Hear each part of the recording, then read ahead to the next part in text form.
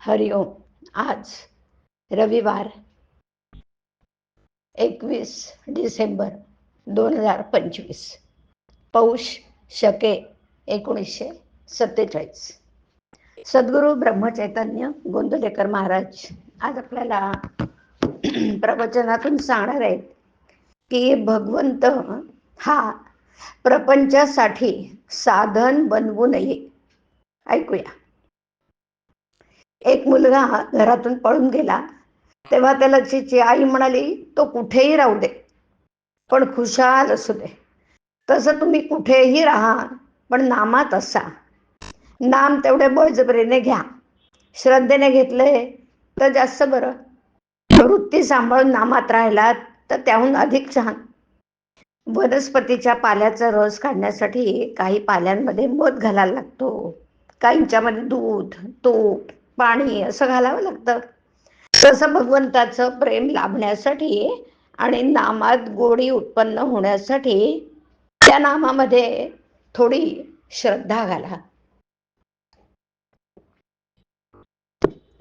मी ब्रह्म आहे या अनुभवात सुद्धा मी पण आहे.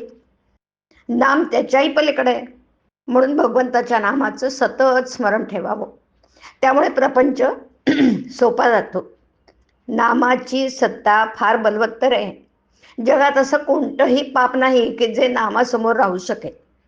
नाम हे त्याच्या शत्रूलाही मदत करतं, तर ते आपल्याला मदत करणारच.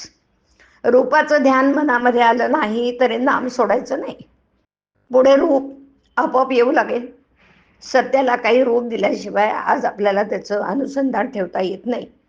नाम हे त्याचं रूप आहे, म्हणून नामाचं सतत अनुसंधान ठेवा. भगवंताच्या नामात मोबदल्याची अपेक्षा नाही, म्हणून ते अपूर्ण नाही. अडाणी लोकांना नाम घ्यायला सांगितलं तर ते लगेच घेणं चालू करतात की नाही, परंतु विद्वान लोक ते मात्र नामाचं प्रेम असेल तरच मी नाम घेईन असं म्हणतात. विषयरूपी सापाचं विष उतरलेलं नसल्याने भगवंताचं अमृतासारखं गोड नाम आपल्याला गोड लागत नाही. याकरता या क्षणापासूनच नाम घ्यायला सुरुवात करावी. आपण रामाचं व्हावं आणि त्याला जे आवडेल ते करावं. रामाला जाणतेपणाने शरण न जाता नेणतेपणाने शरण जावं. भगवंताला अनन्य शरण जाऊन अनुभव घ्यावा. नीतीने वागावं, भक्ती चांगली करावी, मग राम प्रसन्न होतो. ज्ञान श्रेष्ठ खरं, पण ते भक्तीशिवाय जगू शकत नाही. कारण भगवंता वाचून कधी विभक्त नसतो तो भक्त, आणि ज्ञानामध्ये भगवंताशी एकरूपत्व असतं. म्हणून भक्तीमधून ज्ञान उत्पन्न होतं आणि ते भक्तीवरच जगतं. खरा भक्त ज्ञानीच असतो. भगवंतासाठी भगवंत पाहिजे म्हणून भक्ती करणारा लाखामध्ये एखादाच. खरी भक्ती ती हीच समजावी. नामाकरता आपण नाम घ्यावं, राम ठेवील त्यात समाधान मानावं. भगवंत हा प्रपंचासाठी साधन बनवू नये, तो साध्य असावा.